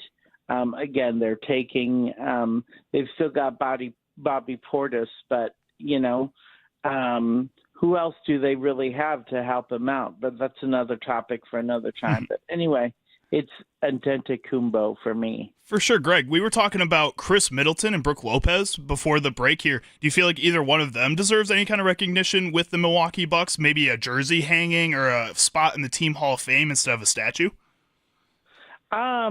I mean, Lopez maybe for his only because he's a good offensive and defensive player, but as far as like Hall of Fame, I think when I think Hall of Fame, I think like big time contributors, and not only big time contributors, but on and off the field, right? You got to look at on and off the field. And I think that Giannis, I mean, he's super cool with the media. He's super cool with the community. He does a lot of community stuff. Middleton and Lopez may too, but I just haven't heard about that yet. But I just think that Giannis is a class act. So for sure, I completely get that. Thanks for calling in, Greg. Do not be a stranger, my man. Okay, thank you. Of course. There he is, Greg in Waukesha. Again, you can be like Greg. Call in to the Nicolay Law Fan Talk and Text line 414-677-1250. Again, 1250, those last four numbers. You can also be like our guy Q and hit us up at the Fan Milwaukee on YouTube. In the comments section, while we're live streaming, me and Jack can read those off live, and you can get into heated discussions. Again, just like my guy Q, our third co-host here on Wisconsin Sports Weekend. Now it is time to get into Mount Pixmore with me and Jack. If you guys are brand new to Wisconsin Sports Weekend, you do not know what Mount Pixmore is, do not worry, I gotcha. So we go through the sports world happening this weekend. There's lots of different sports going on, sometimes esports, sometimes table tennis. I went with a table tennis one last week, and it was the only one that helped us out even a little bit. You can go with the NFL, a little bit more basic, NBA. But we head over to Prize Picks. Me and Jack each pick two. I pick two players and two props. He picks two players and two props, and we share those with each other. The next week, we go back and review our picks from the week before. If we got one right, either that player or that pick stays on the mountain. Or if we get one wrong, we have to completely erase it and rebuild the mountain. First up, Jack, let's go through our picks from last week. Your two picks from last week, how'd you do there? You got to turn your mic on. I know you're not hyped up about this, but there we go. It was on. It was weird. It was good. red. You're it all was good. Weird. Okay. Well, the mic didn't want to work like my picks last week. 0 for 2. And real 0 for 2 too, right? Yeah. Yeah, it was bad. At least you had the acumen to pull someone from the ping pong world I wouldn't say that was acumen. So if we go through our picks, Jack last week had Pat Cavanaugh of Denver in the PLL. He had him with more than 4 points. Pat ended up getting 0. He did have 10 assists in that game, so he was really helping out on that side of things. Just could not put the ball in the net. Lacrosse is definitely a sport where I think it's a little bit more volatile. Yeah. It's kind of just whoever's feeling hot in those moments. I used to work for an ultimate frisbee team, and it kind of felt a lot of the same way. The sport kind of felt a lot of the same way. So in those games, you would either kind of have a lot of assists or you'd have a lot of scores. It was just kind of how the game was flowing. Lacrosse is a lot of the same way. Makes sense. If we head over to your second pick, you had Brandon Lau of Tampa Bay. They were going up against the Los Angeles National League team. Yeah. We had him with more than half a hit run at RBI. Brandon Lau ended up going 0 for 4 in that game with 3 strikeouts. Not great, but you know what? That was one that I think you were pretty hot on for about 3 weeks. Yeah, 3 weeks in a row, I was 2 for 2. So, you have to come back to earth eventually, Charlie. For sure. If we head over to my picks here, we had Greg Monroe from last week. He's in the Big 3 Basketball League. He's on the Dallas Power for that team. Last week, he had about 24 points and 18 rebounds, which completely shattered his expected points, which was 11.5 that time. So I was like, you know what? Got to ride with my guy Moose, Bucks legend, NBA legend, now playing for the Big 3 League. So now he's a Big 3 legend. Thought he was going to be awesome. Well, he didn't play at all. Him and Paul Millsap sat on the bench for Dallas, and they both got 0 stats in general. So he put up a fat 0 for me as well. But the one that did hit, you mentioned it before, if we head over to the table tennis world, Hanoka Hashimoto, she is a Japanese table tennis player. She was playing in a tournament last weekend where she was going up against a couple different athletes from different countries across the world. It was a tournament where she had to get through 5 different rounds. She ended up getting through 3 rounds, which helps me hit on this. They were expecting her to get through only about 2 rounds, which is why her total was set at more than 68 total points. In the first 2 games, she had 66 total points, and in the last game, the one that she ended up losing to get kicked out of the tournament, she put up 44 total points. So she ended up crushing overall with 110 total points. The only problem is she does not have a tournament this week. There are no ping pong tournaments on Prize Picks to look at, or table tennis tournaments to look at on Prize Picks. So we cannot run it back. Which means we're going to have a brand new slate of picks here on the mountain. Jack, let's start with your 2 picks here. You wanted one in the Green Bay and New York Jets game, and you were going with a kicker as well. What's your one from the Green Bay New York Jets game? Okay, so we are, as a collective team here, through me picking, I'm going to rock with Justin Fields more than 6.5 rushing yards. You got to feel that he gets rushed out of the pocket at least during one of those drives, and he gets a first down. I think the one thing you have to worry about with Justin Fields in this game is, yes, he's going to play, but he also got hurt in the preseason. Sure. Or in camp. And they could pull him quickly. And I think they are probably going to pull him quickly, and I think they're also going to be pretty safe with his running ability in a game that does not have any effect on the regular season. This is a guy that they want to at least have a shot to start for them in the regular season. They haven't had the luck with the quarterbacks. Aaron Rodgers was there for 2 years, only played for 1 year, and half of that 1 year was not good. So you want to find somebody who can kind of change that mojo. And Justin Fields is a guy that I think if you give him enough momentum, he can be a really fun player on a really fun team. Problem is you have to keep him on the field, which is something that the Bears struggled with a lot when he was on that team. Let's head over to LA versus Dallas. Again, you had a kicker on that pick. What is your pick for that one? I was just feeling like we could rock the kicker. Why not? Right, I like it. So we are going to rock with Brandon Aubrey of the Dallas Cowboys. And if you play fantasy football, you know Brandon Aubrey is just a consistent leg. I just think that, they'll keep him in for at least a couple scoring drives. So let's get I'm taking a little bit of risk this week with these 2 picks because we are rising from the ashes of last week like a phoenix. I see. So let's just do it. Let's make it spicy. That was the most Wisconsin Warlock thing to say, Jack. Yeah, I know. Thing possible. If we head over to my side of the mountain, I went with a couple players that are near and dear to my heart. I wanted to stick with the NFL preseason as well. It's the first week of the preseason. Wanted to have some fun with some of these games. First, we're going to go with former Chicago Bears superstar. Should be a Hall of Famer for the Chicago Bears, in my opinion. Should be a Hall of Famer in the NFL, probably. Mitchell Trubisky for Buffalo, going up against the New York NFC team. I have him with more than 45.5 passing yards. I find that pretty unlikely to happen, if I'm being honest. I don't think they're going to let him rip it as often as We're stretching the dough this week. A little bit. But I want to see some magic happen for my boy Trubisky. One of my favorites, one of my friends, he has like 2 jerseys for Mitchell Trubisky, and he just absolutely loves Mitchell Trubisky. No, Mitchell Trubisky He's got a could Buffalo do no Bills wrong. Mitch Trubisky jersey? He does not have a Buffalo Bills Mitch Okay. Trubisky, but he does have a signed picture of Buffalo Bills Mitch Trubisky. Wow. So, like, the only person I think that ever has had that in their personal collection. Is there a legal restraining order out against this Yeah, friend? he's insane. Okay. He's insane. My guy's Sackman, if you're listening, you're insane. I hope you know that. And then my second pick here, this is a guy that when I started my first ever Dynasty Fantasy Football League, this is a guy that I drafted with my last pick in the draft that I was extremely hyped on. I thought that he could be sneaky. Matthew Stafford was going to retire soon. And then Matthew Stafford doesn't retire. And then Stetson Bennett is maybe one of the craziest people I think I've ever met. He never graduated from Georgia despite being there for like 20 years. 25 million years. Exactly. Yeah. He was there forever, but I think it ended up being like 6 or 7 total years, and he still did not graduate from Georgia. He gets to the NFL. In his rookie season, he battles some personal issues. He has to be away from the Los Angeles Rams. He hasn't really been able to get that shot. But when you watched him at Georgia, he wasn't really special, I guess is how I would put it, but he was just a good football player. He was a solid college quarterback Exactly. at an elite university, and sometimes those guys emulate the stars around them. And I think a guy like him working with a coach like Sean McVay, I thought maybe there would be something there. This feels like the first preseason that we're going to actually be able to see a Stetson Bennett go out there and play in a Sean McVay offense in a preseason game. I'm expecting him just to chuck it. Matthew Stafford isn't going to be playing in this game at all.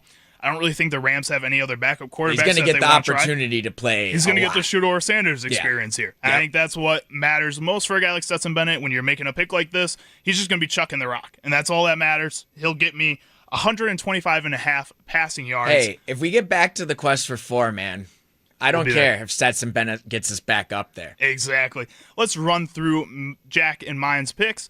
He has Justin Fields with more than 6.5 rushing yards against Green Bay, and then also Brandon Aubrey with more than 1.5 PATs made versus LA. On my side of the mountain, I have Mitchell Trubisky, the greatest quarterback of all time, with more than 45.5 passing yards, and Stetson Bennett of LA with more than 125.5 passing yards. Let us know what you think, if you liked it, if you didn't like it, if you would have made a different pick, if you got a full new lineup that you want to share with us, that maybe next week you have an idea of what you want to do. Let us know at the Fan Milwaukee on Facebook, Twitter, Instagram, TikTok, YouTube, everywhere on the Nicolay Law Fan Talking text line 414-677-1250. Again, 414-677-1250-1250. Hit us up on there just like our guy Greg did in Waukesha earlier in the segment. It is Wisconsin Sports Weekend live from the 1250 AM and 105.7 FM the Fan Studios, powered by the Potawatomi Sportsbook. I'm Charlie Uczen. That's Jack Pembroke. We will be right back.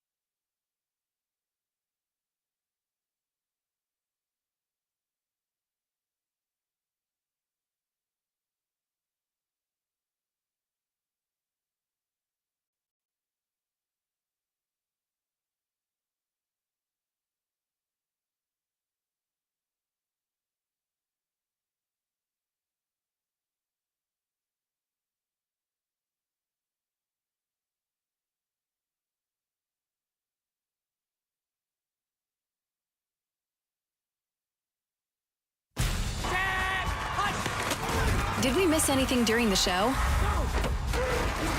Maybe we didn't. It's time for the Wisconsin Sports Weekend Pub Crawl with Charlie Uczen and Tommy Wirtz. You know what that music means. It is time for the Wisconsin Sports Weekend Pub Crawl here on Wisconsin Sports Weekend with Charlie Uczen and Jack Pembroke. I'm Charlie Uczen. That's Jack Pembroke over on the other side of the glass.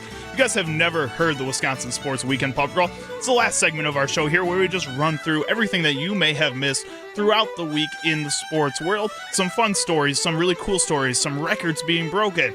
Maybe Jack's got a science fact randomly. I love when he's got the science facts. I like history facts, so I'll be sharing history facts on occasion every once in a while. So we'll spin up. We like educating the masses. When we can do sports, science, and history through sports, it's a beautiful thing. It really is. It really, truly is. First up on the pub crawl here, we're not going with history. We're not going with science. We're just going with something really cool. I guess not really, really cool. Pat Murphy, a couple weeks ago, when the Brewers were on Apple TV, did an interview with the reporter on Apple TV. And she was asking him some of his favorite clubhouse snacks, what he likes to have before a game, during a game, after a game. Well, during the interview, Pat Murphy started talking about all the things that he likes to keep in his pockets, including a pancake that he just randomly pulled out of his pocket. Well, of course, the Brewers got to run with that. So now, serving at AmFam Field on Sundays only, you will be able to get Murph's Pocket Pancakes. So you can either get sets of 4 that come with 2 different kinds of sides. So you can get maple syrup or like a raspberry compote. And then you can also get 2 of them, if you'd like to order this, with chicken tenders inside of it. Oh it's my like gosh. Chicken tacos on pancakes, chicken and waffles. I'm ordering that. And does it come with Pat Murphy pocket lint though? I want an authentic syrup pocket lint from Pat Murphy. That'd be pretty cool. You get to keep it in like a little jar on the side. Little dugout dust in there. There you go. Now you're thinking. I love it. On those pancake tacos, you also got bacon and country gravy. Looks phenomenal. Jack, if you were to go to the Brewers game on Sunday, which one are you buying, the 4-pack or the tacos? Okay, let me add some Irish mix to the tacos. Sure. I want the chicken waffle tacos with a little bit of cut up hash brown potatoes in that bad boy. Corned beef hash? Yeah. Right underneath. Ooh, I like that with the corned beef. That's my favorite. Jack, what do you got up first on the pub crawl on your side? So, if you've been watching football for, I don't know, the last 3 years, you might have heard this guy's name, Travis Hunter. They're still saying that he's getting offensive and defensive snaps. Realistically, if I'm going to draft him in fantasy, I'm already giving something away mid-round to you before draft day, which is not good. But if I'm to draft him, I'm going to be concerned about a high defensive count to see how he can manage offensive snaps. And I just think great talent. Maybe it's more situational, right, Charlie? But I feel like you have to have him on offense. I think so. I think right now, from the latest reports, the Jacksonville Jaguars have him on first-team offense and second-team defense, which means he's probably going to rotate on the defensive side of things, but be the starting wide receiver alongside a Brian Thomas Jr. I agree with you. I think that there is definitely some risk with playing both sides of the ball. Devontae Adams on the Pivot podcast with Ryan Clark last week put out there that he really doesn't think it's possible for an entire season, let alone an entire career, for Travis Hunter to do this. He pointed out that football already has 100% risk, like chance, injury risk. No matter what, you are going to get hurt playing football at some point in your career. Yeah, and the more you're on the field, the more likely you're going to get hit or touched. Yeah. And he said you double it the moment you step out on that defense side of the ball. So it's going to be really interesting. The Jaguars, I believe, play tomorrow night, so we're going to see them and Travis Hunter in action, see what happens there. Next up on the pub crawl, I wanted to head over to Yahoo Sports, where over on Yahoo Sports we saw a couple people like Foolish Bailey. I don't know if you guys know Foolish Bailey. I'm a big YouTube guy. I'm a big social media guy. He runs the YouTube channel Foolish Baseball, which is an awesome channel. You really need to go check it out if you haven't seen it yet. If you love baseball, he goes through and breaks down some of like the craziest stats you've seen in history, or some of the craziest players that you may not recognize. It's a fantastic channel. He's one of the most knowledgeable people on baseball that I know. He was on Yahoo Sports, and they were discussing on their show there what places should host an MLB game next. Let's hear what they have to say. Turn down the music first, that might help a little bit. I like the Irish music, but not that much that we need it blasting in the background of this video here. Let's come up with some other places MLB should do one-off games.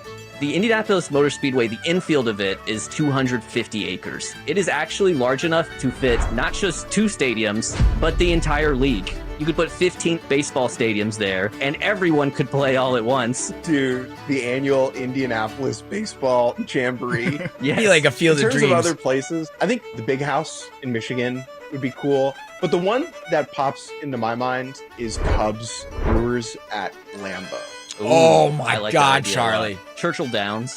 Oh, You're giving baseball to an area that doesn't have Major League Baseball. So Louisville, for example, like that's the appeal of Rickwood with Alabama. That's the appeal of Field of Dreams with, Iowa. And I think Churchill Downs, another like very iconic sports venue where you could do it at. So again, that was courtesy of Yahoo Sports. The one I wanted to focus on is the one that you reacted most to. That was Cubs at Brewers at Lambeau Field. Would you go see that game? Oh my gosh, in a heartbeat. I think my dad would love to do that, and he's hard to get him to watch anything else from his couch. He likes watching sports from the couch. I feel like they should do a flip then and have the Packers Bears at Wrigley.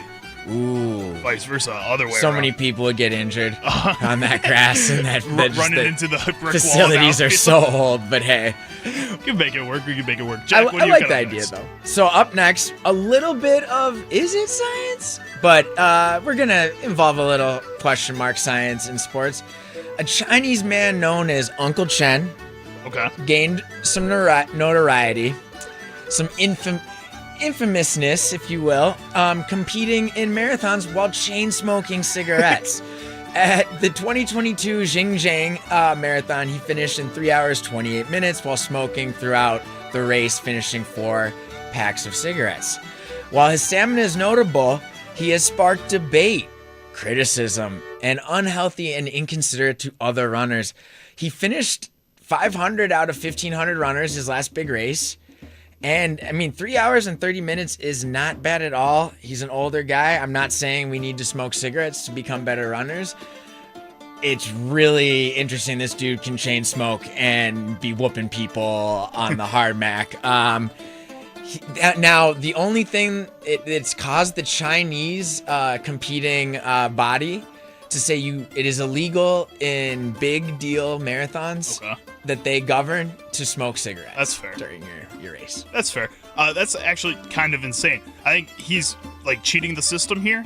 He's hurting his lungs by smoking, but then he's strengthening his lungs by running. So like evens out. Then he's getting that nicotine boost on mile 21, where he's just like, oh yeah, no baby. net loss, no net gain. It's all even, man. You stay equilibrium. It's genius. If you look at a picture of him, he's in very good shape. Other than maybe he shouldn't smoke that many cigarettes. Maybe not. All right, next up here on the pub crawl, we're going to head over to the NFL and their brand new deal with ESPN. If you guys have not heard, ESPN will now absorb NFL Network, NFL's Red Zone. You can find that all on ESPN. And they're working towards making a direct-to-consumer platform that's going to cost about $30 a month. Where you can get access to all NFL Network, all NFL Red Zone, anything ESPN, all into one package. With this deal, the NFL will now own also 10% of ESPN, which when I hear that seems like an extreme conflict of interest to me. I feel like, yes, the NFL is probably still going to be pretty unbiased about their reporting with ESPN, but at the same time, we're going to lean towards more positive NFL front office stories, aren't we? Do you remember in the Gilded Age of history when you have your history book and you open up and it tries to show you about competing companies and it's just like an oil monster just grabbing all these things and it's basically an octopus. We're just going to be watching all these shows under one roof really much, and that's that funny meme where they're like, oh yeah, soon they're gonna be calling it cable. That's what Andy Herman put that out there. If you want to go check out his Twitter, Andy Herman NFL, he posted that tweet. He's like, oh, it'd be crazy if they put it all into one thing called cable. It has 700,000 likes, the most liked tweet by Andy Herman on the face of the earth. He was pretty flabbergasted that's the one that got the most likes out of all the tweets he's put out there. Andy's fantastic breaking down Packers film, just in case you wanted to check him out. He's on Pack-A-Day Radio here on The Fan from 8 to 9 during the week. Jack, what do you got up next here on the pub crawl? So I know you're trying to get your footy game up. us going into the new season. Man United has sent a scout on a secret mission to find this Brazilian prodigy. Is it secret if you know about it? Well, now it's not so secret.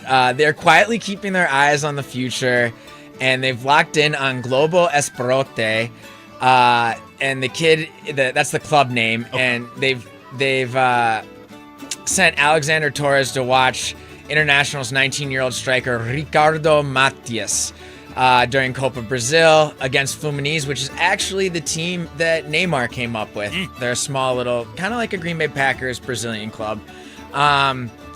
He came off the bench and scored in a 1-1 draw. He is 6'3", and he's very, very strong and fast. The kid is probably going to be wanted by everyone. He does look his age. He looks like a little wonder kid. He looks young.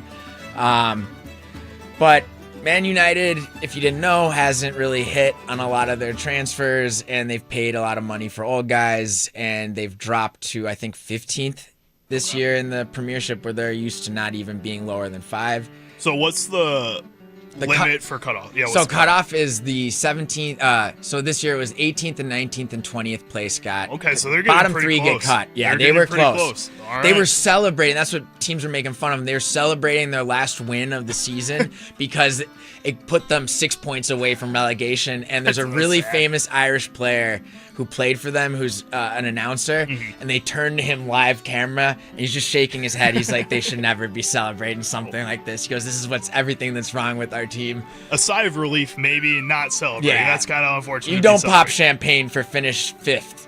Definitely not. All right. And last up here for me on the pub crawl, I wanted to head over to the world of college basketball, where Rick Pitino, head coach of St. John's, had this to say about the modern point guard. There are no point guards anymore. I mean, if you find it, you'll probably describe him as a guy who can't shoot. What's Jalen Brunson? He's a combo scoring guard. I don't think he's looking for the assists. I think he's looking to score. And thank God he is. So, and whether it's the champion, who's the point guard of the Thunder? I said this to the team, who's the point guard of the Knicks, the Lakers, the Celtics, the world champions. The point guard is totally done in basketball. The days of John Stockton are long gone. There are no more point guards. Chris Paul's probably the last one. So you got to play with everybody handling the basketball, 5 out, and just create good movement. So, Jack, you played competitive basketball more recently than I have. You're a big basketball guy. Do you feel like you agree with Rick Pitino in this situation? I think it's evolved, the position. You have to, like when I grew up, I grew up and played in the Mid-Atlantic, so D.C., Baltimore area. Different areas have different styles. New York, a lot of the guards were great driving guards. They are physical. They could get in amongst the trees, score on you. Guards from my area of DC or Baltimore were more kind of like what Pitino was describing, a guy who can do both. He probably looks to score first and can score in bunches, but can also break down a defense and pass. I just think it's evolved that you need your point guard's got to be one of your top 2 scorers. Definitely. And I would agree with you on that. And I also said this because I played this clip for Sparky as well. He was saying that, yeah, he thinks that's the case, that there aren't really any true point guards anymore. And I argued that there's not really any true positions in general now. Everyone can be a power guard. I would say that like the only position that's still kind of relevant like on its own is like a true center. And even then, there's not a lot of true centers left in the NBA. You're getting a lot of guys that are more scoring centers. Wing centers, wing fives. Or power forwards who are smaller but sturdier and stronger and are meaner in the paint. Like, you're getting different players at all these different positions. There's only really a true center left, and there's only a few of those guys left. Since the Euro player came to the NBA and teams started winning with that style of shooting and passing and, soccer on the hardwood, every player on that court has to be able to shoot and pass and move up and down the court. So you're going to see less traditional North American type of centers who just clog up the lane and, hook shot. Right. You got to be able to, every position has to be a point guard. Right. All right. And Jack, last up here on the pub crawl, what do you got, my man? Hunter Waller, 2 picks against Awesome. Lamar Jackson. I always thought he was a really good player, had a lot of potential. Unfortunately, a lot of injuries while he was with the Badgers, but that's what happens when you're a hard-hitting safety. He reminds me athletically, I know this is early in his career, a lot of John Lynch. He's got a nose for the ball. He reads well. He's more athletic than you give him credit. And the guy can hit, and he's a ball hawk. I mean, he's proven it already against the Ravens. I know Lamar Jackson isn't always the most accurate of passers, but I saw the highlights. He kind of baited him into one of those and made another spectacular catch.